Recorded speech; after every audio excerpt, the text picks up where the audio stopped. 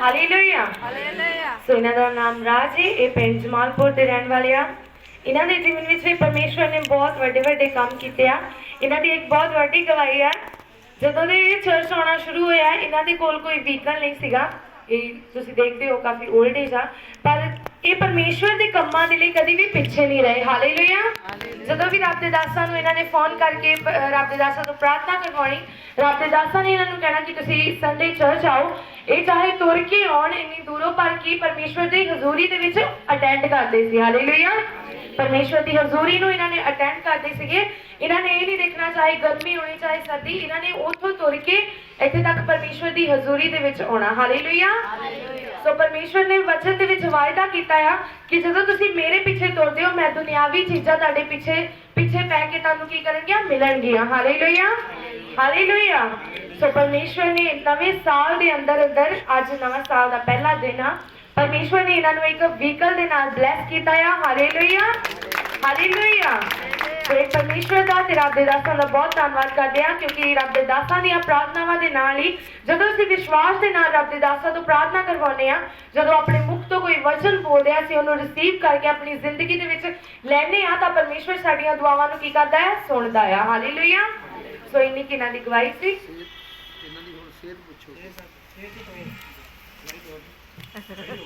Hallelujah. ਸੋ ਇਹਨਾਂ ਦੀ ਦੂਜੀ ਗਵਾਹੀ ਇਹ ਹੈ, ਇਹ ਐਕਚੁਅਲੀ ਬਹੁਤ ਬਿਮਾਰ ਰਹਿੰਦੇ ਹੁੰਦੇ ਸੀ ਪਹਿਲਾਂ। ਸੋ ਜਦੋਂ ਰੱਬ ਦੇ ਦਾਸ ਇਹਨਾਂ ਦੇ ਘਰ ਦੇ ਵਿੱਚ ਗਏ, ਸੋ ਰੱਬ ਦੇ ਦਾਸਾਂ ਨੇ ਇਹਨਾਂ ਨੂੰ ਅਨੋਇੰਟਡ ਆਇਲ ਦਿੱਤਾ ਤੇ ਵਾਟਰ ਦਿੱਤਾ। ਇਹਨਾਂ ਨੂੰ ਕਿਹਾ ਕਿ ਤੁਸੀਂ ਇਹਨੂੰ ਲਗਾਤਾਰ ਇਸਤੇਮਾਲ ਕਰਨਾ ਆ। ਸੋ ਇਹਨਾਂ ਨੂੰ ਥੋੜੇ ਵਚਨ ਵੀ ਦਿੱਤੇ ਗਏ ਜੋ ਬੂਟ ਦਿੱਤੇ ਰੱਬ ਦੇ ਦਾਸਾਂ ਨੇ। ਸੋ ਇਹ ਉਹ ਕੰਟੀਨਿਊਸਲੀ ਪੜ੍ਹਦੇ ਰਹੇ ਤੇ ਅੱਜ ਇਹ ਬਿਲਕੁਲ ਦੋਨੋਂ ਹਸਬੈਂਡ ਐਂਡ ਵਾਈਫ ਬਿਲਕੁਲ ਠੀਕ ਨੇ। ਹਾਲੇਲੂਇਆ। ਸੋ ਪਰਮੇਸ਼ਵਰ ਦਾ ਤੇ ਰੱਬ ਦੇ ਦਾਸਾਂ ਦਾ ਬਹੁਤ ਧੰਨਵਾਦ ਕਰਦੇ ਹਾਂ।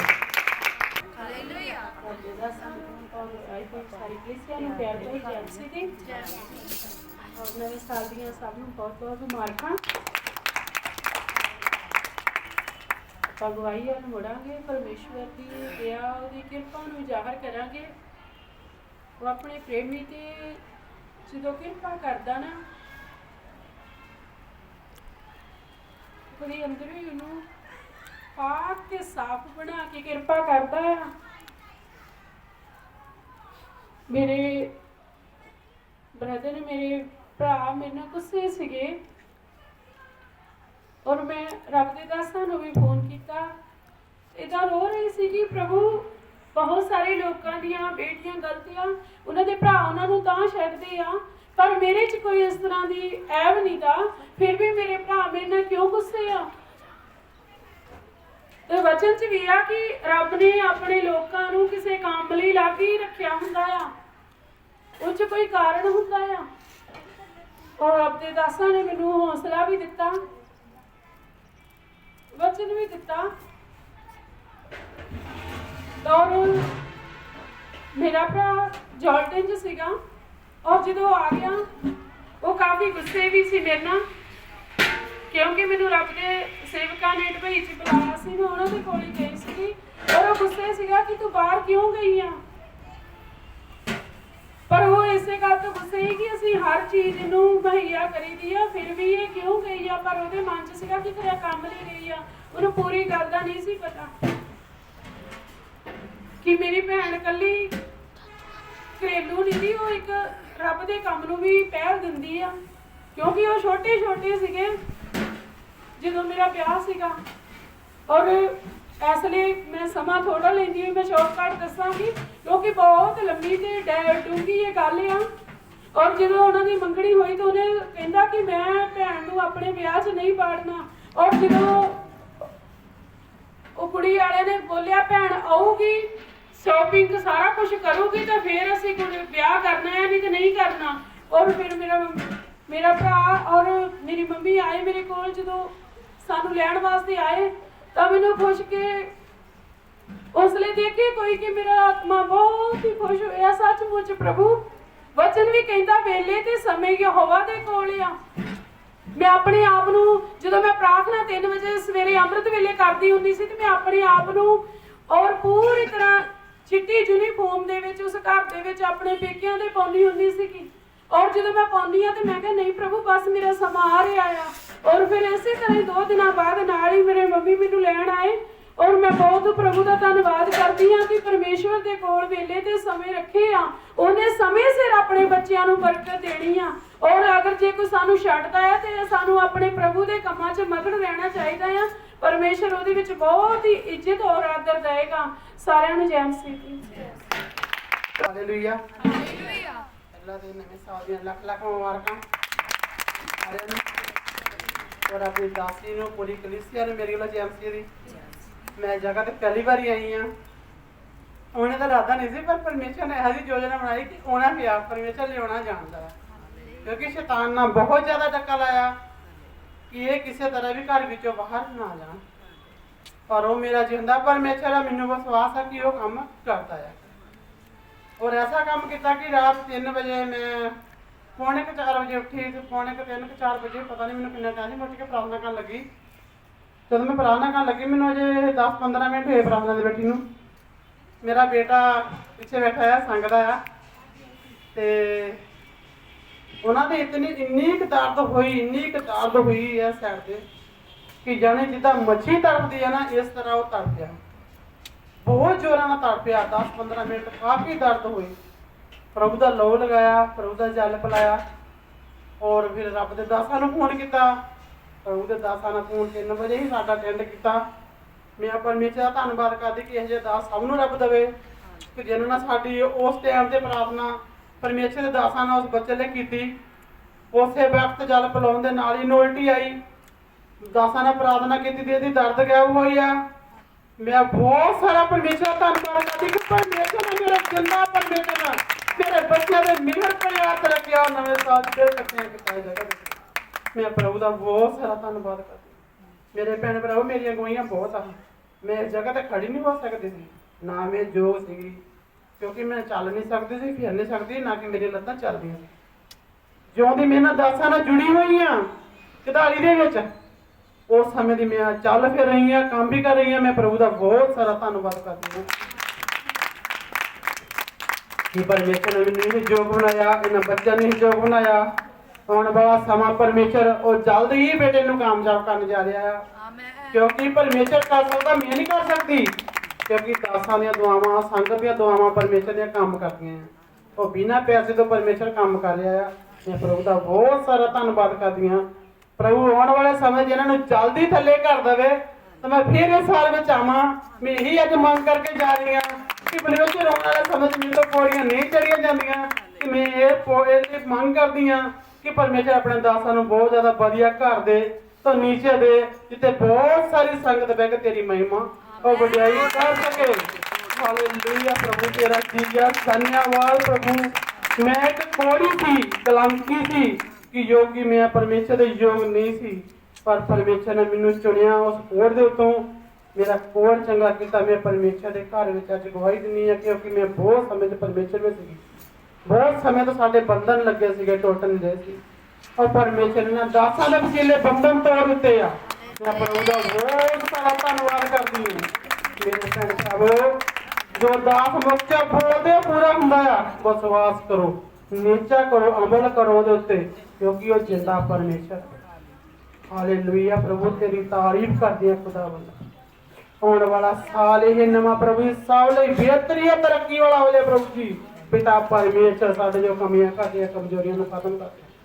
ਹਰ ਇੱਕ ਸੰਗਤ ਬੈਠੀ ਨੂੰ ਬਰਕਤ ਦੇ ਪ੍ਰਭੂ ਜੀ। ਹਰ ਇੱਕ ਦੀ ਮਨੋਕਾਮਨਾ ਪੂਰਨ ਕਰ ਦੇ। ਹਰ ਇੱਕ ਦੇ ਮਿਲਿਆ ਵਿਛੜਿਆਂ ਨੂੰ ਮਿਲਾਉਣ ਵਾਲਾ ਤੂੰ ਮੈਂ ਨਹੀਂ ਕਰ ਸਕਦੀ, ਤੂੰ ਸਭ ਕੁਝ ਕਰ ਸਕਦੀ। ਇਹ ਗਵਾਹੀ ਦਾ ਆਉਣਾ, ਇਸ ਜਗ੍ਹਾ ਤੇ ਆਉਣਾ ਤੇਰਾ ਹੀ ਕੰਮ ਹੈ ਪ੍ਰਭੂ ਜੀ। ਮੈਂ ਨਹੀਂ ਆ ਸਕਦੀ, ਤੇਰੀ ਯੋਜਨਾ ਸੀ, ਤੂੰ ਲਿਆਂਦਾ ਤੇ ਮੈਂ ਤੇਰਾ ਧੰਨਵਾਦ ਕਰਦੀ ਹਾਂ। ਇੰਨੀ ਮੇਰੇ ਗਵਾਹੀ ਸਾਰਿਆਂ ਨੂੰ ਜੈ ਮਸੀਹ ਦੀ। Hallelujah hallelujah hallelujah. ਮੇਰੇ ਤੋਂ ਬਹੁਤ ਹੀ ਆਦਰਯੋਗ ਰੱਬ ਦੇ ਦਾਸਾਂ ਨੂੰ, ਦਾਸੀ ਨੂੰ, ਰਾਈ ਹੋਈ ਮਸੀਹ ਸੰਗਤ ਨੂੰ ਪਿਆਰ ਭਰੀ ਜੈ ਮਸੀਹ ਦੀ। ਔਰ ਸਾਰਿਆਂ ਨੂੰ ਉਸ ਨਵੇਂ ਸਾਲ ਦੀਆਂ ਲੱਖ ਲੱਖ ਮੁਬਾਰਕਾਂ। ਮੇਰੀ ਗਵਾਹੀ ਇਹ ਕਿ ਪਰਮੇਸ਼ਰ ਨੇ ਸਾਨੂੰ ਬੀਤੇ ਸਾਲ ਦੇ ਵਿੱਚ ਸੰਭਾਲ ਕੇ ਰੱਖਿਆ। ਸੱਚਮੁੱਚ ਉਹ ਜਿੰਦਾ ਪਰਮੇਸ਼ਰ ਆ, ਅਸੀਂ ਉਹਦੀਆਂ ਭਲਾਈਆਂ ਦੇ ਹੇਠ ਹਾਂ, ਕਿਉਂਕਿ ਪਰਮੇਸ਼ਰ ਦੀ ਬਾਣੀ 'ਚ ਲਿਖਿਆ ਆ ਕਿ ਜੇ ਤੂੰ ਤਨ ਤੇ ਮਨ ਤੋਂ ਉਸ ਪਰਮੇਸ਼ਰ ਨੂੰ ਪੁਕਾਰਦਾ, ਉਹਦੀ ਅਧੀਨਤਾਈ ਦੇ ਵਿੱਚ ਰਹਿਣਾ, ਤਾਂ ਪ੍ਰਭੂ ਕਦੇ ਵੀ ਤੈਨੂੰ ਆਪਣੇ ਤੋਂ ਵੱਖ ਨਹੀਂ ਕਰਦਾ ਹੈਗਾ। ਸੱਚਮੁੱਚ ਉਹ ਜਿੰਦਾ ਪਰਮੇਸ਼ਰ ਸਾਨੂੰ ਹਮੇਸ਼ਾ ਹੀ ਸੰਭਾਲ ਕੇ ਰੱਖਦਾ।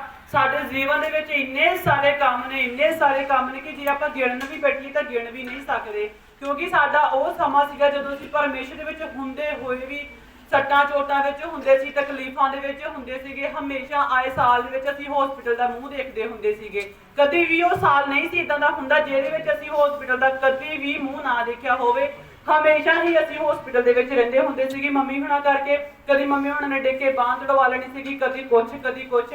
ਪਰ ਧੰਨਵਾਦ ਕਰਦੇ ਹਾਂ ਜਦੋਂ ਦੇ ਅਸੀਂ ਇਹਨਾਂ ਦਾਸਾਂ ਦੇ ਨਾਲ ਮਿਲੇ ਹੋਏ ਆ, ਪਰਮੇਸ਼ਰ ਦੇ ਨਾਲ ਜੁੜੇ ਹੋਏ ਆ।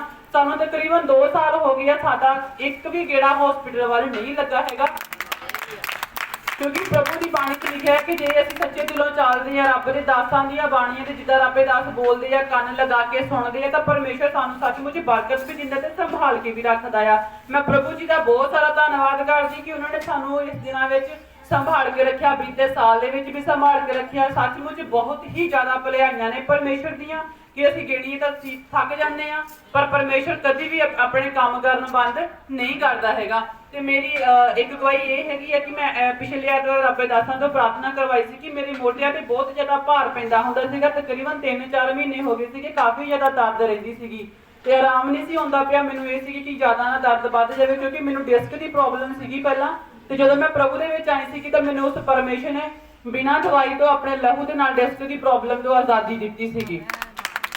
ਤੇ ਮੈਂ ਪ੍ਰਭੂ ਜੀ ਦਾ ਬਹੁਤ ਸਾਰਾ ਧੰਨਵਾਦ ਕਰਦੀ ਹਾਂ। ਜਦੋਂ ਐਤਵਾਰ ਰੱਬ ਦੇ ਦਾਸਾਂ ਤੋਂ ਪ੍ਰਾਰਥਨਾ ਕਰਵਾਈ ਤਾਂ ਉਹ ਦਰਦ ਮੈਨੂੰ ਏਦਾਂ ਲੱਗੇ ਜਿੱਦਾਂ ਮੇਰੇ ਸਰੀਰ ਤੋਂ ਕੋਈ ਭਾਰ ਹੀ ਹੌਲਾ ਹੋ ਗਿਆ ਹੋਵੇ, ਤਾਂ ਮਤਲਬ ਕਿ ਮੇਰੇ ਸਰੀਰ ਦੇ ਵਿੱਚ ਕਦੇ ਦਰਦ ਆਈ ਨਾ ਹੋਵੇ। ਤੇ ਮੈਂ ਉਸ ਦਰਦ ਤੋਂ ਛੁਟਕਾਰਾ ਪਾਇਆ। ਮੈਂ ਪ੍ਰਭੂ ਦਾ ਔਰ ਪ੍ਰਭੂ ਦੇ ਦਾਸਾਂ ਦਾ ਦਿਲ ਦੀਆਂ ਗਹਿਰਾਈਆਂ ਤੋਂ ਧੰਨਵਾਦ ਕਰਦੀ ਕਿ ਪ੍ਰਭੂ ਨੇ ਮੈਨੂੰ, ਮੇਰੇ ਪਰਿਵਾਰ ਨੂੰ ਬੀਤੇ ਸਾਲ ਦੇ ਵਿੱਚ ਸੰਭਾਲ ਕੇ ਰੱਖਿਆ। ਹਰ ਉਹ ਖੁਸ਼ੀ ਦਿੱਤੀ ਹੈ ਜਿਸ ਦੇ ਅਸੀਂ ਹੱਕਦਾਰ ਆ। ਪ੍ਰਭੂ ਜੀ ਸੱਚਮੁੱਚ ਸਾਡੇ ਇਸ ਕੰਮ ਦੇ ਵਿੱਚ ਸਾਡੇ ਨਾਲ ਰਹਿੰਦੇ ਆ। ਸੋ ਮੇਰੀ ਇੰਨੀ ਗਵਾਹੀ ਆ। ਸਾਰਿਆਂ ਨੂੰ ਪਿਆਰ ਭਰੀ ਜੈ ਮਸੀਹ। ਹਾਲੇਲੂਇਆ। ਆइए ਹੋਰ ਕਿਸੇ ਜੀ ਮੁਸਕਰਾਤੇ से ਅਸੀਂ ਗਾਇਨ ਦੇਖਾਂਗੇ।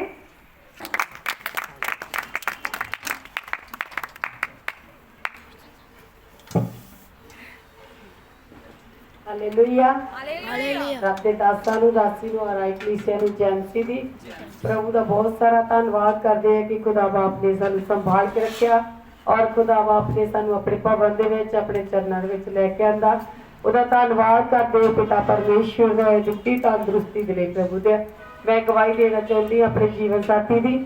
ਉਹ ਬਾਹਰ ਜਾਣਾ ਚਾਹੁੰਦੇ ਸੀਗੇ ਪਰ ਜਾ ਨਹੀਂ ਸਕਦੇ ਸੀ, ਕੋਈ ਨਾ ਕੋਈ ਪਰੇਸ਼ਾਨੀ ਆਉਂਦੀ ਰਹਿੰਦੀ ਸੀ। ਜਦੋਂ ਦੇ ਅਸੀਂ ਦਾਸਾਂ ਤੋਂ ਪ੍ਰੇਰ ਕਰਾਉਂਦੇ, ਪਿਛਲੇ ਸਾਲ ਵੀ ਖੁਦਾ ਦੇ ਦਾਸਾਂ ਨੇ ਪ੍ਰੋਫੈਸੀ ਕੀਤੀ ਸੀ ਕਿ ਤੁਸੀਂ ਬਾਹਰ ਜਾਓਗੇ। ਪ੍ਰਭੂ ਦਾ ਧੰਨਵਾਦ ਕਰਦੇ ਆ। ਪ੍ਰਭੂ ਦੇ ਦਾਸਾਂ ਦੇ ਇਹ ਵਚਨ ਸੀ, ਅਸੀਂ ਇਹਨਾਂ ਵਚਨਾਂ ਨੂੰ ਰਿਸੀਵ ਕੀਤਾ ਤੇ ਮੇਰੇ ਜੀਵਨ ਸਾਥੀ ਬਾਹਰ ਚਲੇ ਗਏ। ਜਦੋਂ ਬਾਹਰ ਚਲੇ ਗਏ ਤਾਂ ਉੱਥੇ ਜਾ ਕੇ ਪੂਰਾ 1 ਮਹੀਨਾ ਉਹ ਬਿਨਾਂ ਕੰਮ ਤੋਂ ਰਹੇ, ਕੋਈ ਕੰਮ ਨਹੀਂ ਸੀ ਉਹਨਾਂ ਨੂੰ। ਤੇ ਪ੍ਰਭੂ ਦਾ ਧੰਨਵਾਦ ਕਰਦੇ ਅਸੀਂ ਦਾਸਾਂ ਤੋਂ ਪ੍ਰੇਰ ਕਰਵਾਉਂਦੇ ਰਹੇ ਤੇ ਰੱਬ ਦੇ ਦਾਸਾਂ ਨੇ ਜਦੋਂ ਪ੍ਰੇਰ ਕਰਨੀ ਤੇ ਇਹੀ ਕਹਿਣਾ ਕੋਈ ਗੱਲ ਨਹੀਂ, ਤੁਸੀਂ ਟੈਨਸ਼ਨ ਨਾ ਲਓ, ਕੰਮ ਮਿਲ ਜਾਊਗਾ। ਤੇ 1 ਮਹੀਨੇ ਦੇ ਬਾਅਦ ਪ੍ਰਭੂ ਨੇ ਉਹਨਾਂ ਨੂੰ ਉੱਥੇ ਬਾਹਰ ਦੁਬਈ ਦੇ ਵਿੱਚ ਇੱਕ ਸਰਕਾਰੀ ਜੌਬ ਦੇ ਨਾਲ ਬਲੈਸ ਕੀਤਾ। ਮੈਂ ਪਰਮੇਸ਼ਵਰ ਦਾ ਧੰਨਵਾਦ ਕਰਦੀ ਹਾਂ, ਬਹੁਤ ਸਾਰਾ ਧੰਨਵਾਦ ਕਰਦੇ ਹਾਂ। ਫਿਰ ਉਹ ਬਿਮਾਰ ਹੋ ਗਏ, ਫਿਰ ਬਿਮਾਰ ਹੋਣ ਤੋਂ ਬਾਅਦ 15 ਦਿਨ ਬਿਮਾਰ ਹੀ ਰਹੇ। ਰੋਜ਼ ਬੁਖਾਰ ਚੜ ਜਾਣਾ, ਰੋਜ਼ ਹੀ ਬੁਖਾਰ ਚੜਦਾ ਇੰਨਾ ਜ਼ਿਆਦਾ। ਇੱਕ ਦਿਨ ਤਾਂ ਇੰਨੀ ਸਿਹਤ ਖਰਾਬ ਹੋ ਗਈ ਕਿ ਅਸੀਂ ਬਹੁਤ ਜ਼ਿਆਦਾ ਪਰੇਸ਼ਾਨ ਹੋ ਗਏ। ਉਧਰ ਰੱਬ ਦੇ ਦਾਸ ਘਰ ਹੀ ਸੀਗੇ ਆਏ ਹੋਏ ਤੇ ਜਦੋਂ ਇਹਨਾਂ ਨੇ ਵੀ ਉਹ ਗੱਲ ਕੀਤੀ ਤੇ ਇੱਕਦਮ ਜਿੱਦਾਂ ਨਾ ਰੋਂਦੇ ਪਏ ਸੀ ਬਹੁਤ ਜ਼ਿਆਦਾ। ਤੇ ਰੱਬ ਦੇ ਦਾਸਾਂ ਦੇ ਵੀ ਮਨ ਖਰਾਬ ਹੋਇਆ ਕਿ ਮੇਰਾ ਬੱਚਾ ਆ ਕਿੰਨਾ ਪਰੇਸ਼ਾਨ ਆ, ਬਿਮਾਰੀ ਦੀ ਹਾਲਤ ਚ ਆ, ਉੱਥੇ ਇਕੱਲਾ ਆ। ਤੇ ਪਰ ਪ੍ਰਭੂ ਨੇ ਆਪਣੇ ਦਾਸ ਦੇ ਦੁਆਰਾ ਕੰਮ ਕੀਤਾ ਔਰ ਪਿਤਾ ਪਰਮੇਸ਼ਵਰ ਨੇ ਇਹਨਾਂ ਦੇ ਦੁਆਰਾ ਜਦੋਂ ਇਹਨਾਂ ਨੇ ਪ੍ਰੇਰ ਕੀਤੀ ਤੇ ਉਹਨਾਂ ਨੂੰ ਰੈਸਟ ਮਿਲੀ। ਥੋੜੀ ਦੇਰ ਬਾਅਦ ਉਹ ਠੀਕ ਹੋ ਗਏ। ਪ੍ਰਭੂ ਦਾ ਧੰਨਵਾਦ ਕਰਦੀ ਆ। ਖੁਦਾ ਸੰਭਾਲਣ ਵਾਲਾ ਆ। ਬੇਸ਼ੱਕ ਅਸੀਂ ਉਹਨਾਂ ਤੋਂ ਦੂਰ ਆ ਪਰ ਖੁਦਾ ਉਹਨਾਂ ਦੇ ਹਰ ਪਲ ਸਾਥ ਆ, ਹਰ ਪਲ ਮਦਦ ਔਰ ਸਹਾਇਤਾ ਕਰਦਾ ਹੈ। ਇਹ ਦਿੱਤੀ ਤੰਦਰੁਸਤੀ ਦੇ ਲਈ ਪ੍ਰਭੂ ਦਾ ਬਹੁਤ ਸਾਰਾ ਧੰਨਵਾਦ ਕਰਦੇ ਆ। ਇਹ ਮੇਰੀ ਗਵਾਹੀ ਹੈ। ਪ੍ਰਭੂ ਦਾ ਧੰਨਵਾਦ। Hallelujah, hallelujah. ਆइए ਹੋਰ ਕਿਸੇ ਜੀਵਨ ਚ ਕਰਦੇ ਅਸੀਂ ਗਾਇਨ ਦੇਖਾਂਗੇ।